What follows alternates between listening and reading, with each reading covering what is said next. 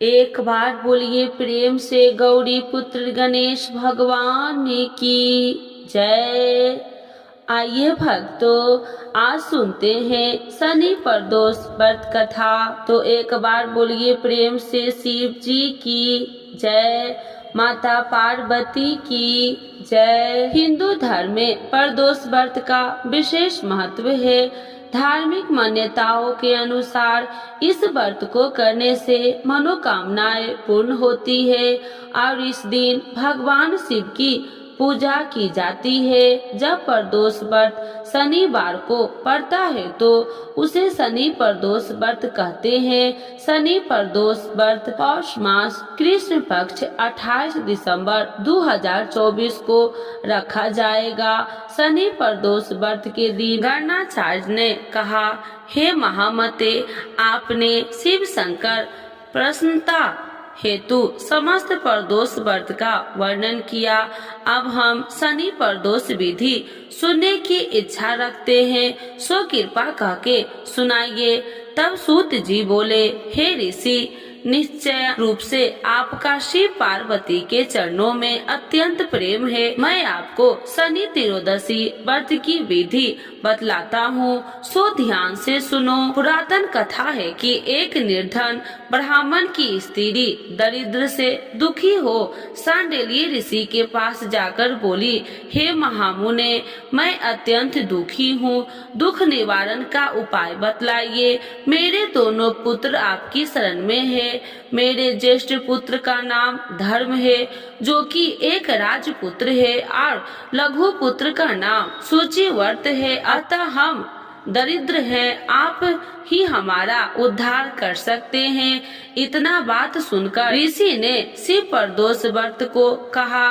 तीनों प्राणी प्रदोष व्रत करने लगे। कुछ समय पश्चात प्रदोष व्रत आया। तब तीनों ने व्रत का संकल्प लिया। छोटा लड़का, जिसका नाम सूचिवर्त था, एक तालाब पर स्नान करने को गया तो उसे मार्ग में स्वर्ण कलश धन से भरपूर मिला। उसको लेकर वह घर आया। प्रश्न हो, माता ने कहा कि माँ, यह धन मार्ग से प्राप्त हुआ है। माता ने धन देकर शिव महिमा का वर्णन किया। राजपुत्र को अपने पास बुलाकर बोली, देखो पुत्र, यह धन हमें शिव जी की कृपा से प्राप्त हुआ है, अतः प्रसाद के रूप में दोनों पुत्र आधा आधा बांट लो। माता का वचन सुन राजपुत्र ने शिव पार्वती का ध्यान किया और बोला, मुझे यह धन आपके पुत्र का ही है, मैं इसका अधिकारी नहीं हूँ। मुझे शंकर भगवान और माता पार्वती जब देंगे तब लूंगा। इतना कहकर वह राजपुत्र शंकर जी की पूजा में लग गया। एक दिन दोनों भाइयों का परदेश भ्रमण का विचार हुआ।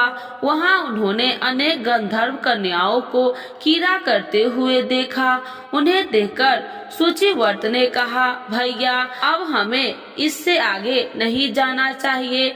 इतना कर सूचिवर्त उसी स्थान पर बैठ गया, परंतु राजपूत अकेला ही स्त्रियों के बीच में जा पहुंचा।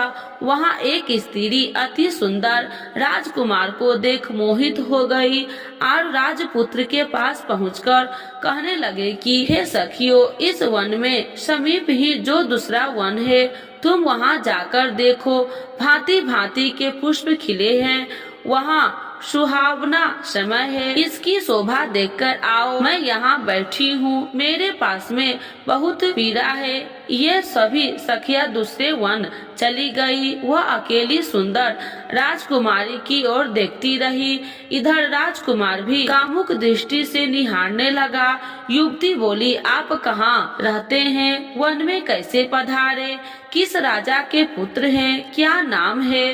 राजकुमार बोला, मैं विदर्भ नरेश का पुत्र हूँ, आप अपना परिचय दे। युवती बोली, मैं विदर्भिक नाम गंधर्व की पुत्री हूँ, मेरा नाम अंशुमती है। मैंने आपकी मन स्थिर को जान लिया है कि आप मुझ पर मोहित है। विधाता ने हमारा तुम्हारा संयोग मिलाया है। युवती ने मोतियों का हार राजकुमार के गले डाल दिया। राजकुमार हार को स्वीकार करते हुए बोला कि हे भद्रे, मैं आपको ब्रह्मोपहार स्वीकार कर लिया है, लेकिन मैं निर्धन हूँ। राजकुमार के इन वचनों को सुन गंधर्व कन्या बोली कि मैं जैसा कह चुकी हूँ वैसे ही करूँगी, अब आप अपने घर को जाए। इतना कहकर वह गंधर्व कन्या सखियों से जा मिली। घर जाकर राजकुमार ने सूचीवर्त को सारा वृत्तांत कह सुनाया। जब तीसरा दिन आया तब राजकुमार सूचीवर्त को लेकर उसी वन में जा पहुंचा। वहीं गंधर्व राजा अपनी कन्या को लेकर आ पहुंचा। इन दोनों राजकुमारों को आसन दे कहा कि मैं कैलाश पर गया था। वहां शंकर जी ने मुझसे कहा कि धर्मगुप्त नाम का राजपुत्र है, जो इस समय राज्य विहीन निर्धन है, मेरा परम भक्त है।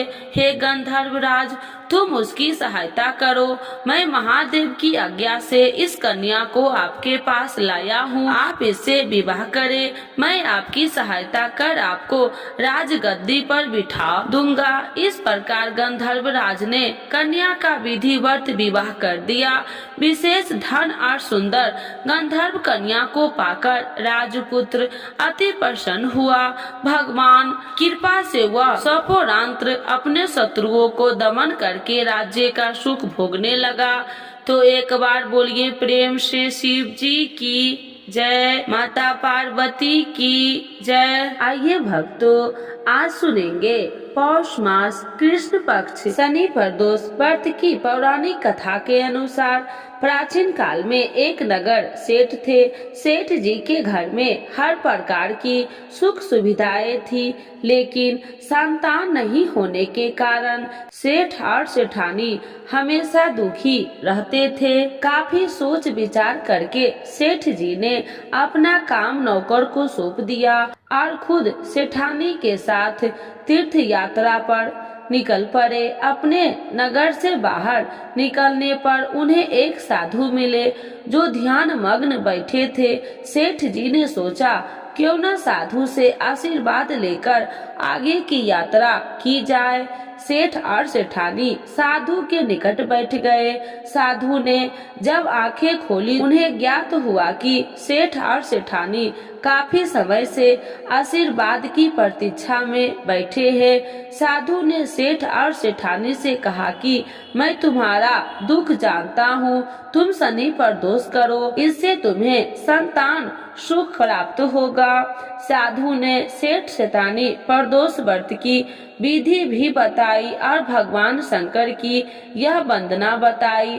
भगवान शंकर की वंदना, हे रुद्रदेव शिव नमस्कार, शिव नमस्कार, जगत गुरु नमस्कार, हे नीलकंठ सूर्य नमस्कार, शशि मौली चंद्र सुख नमस्कार, हे उमाकांत शुद्धि नमस्कार,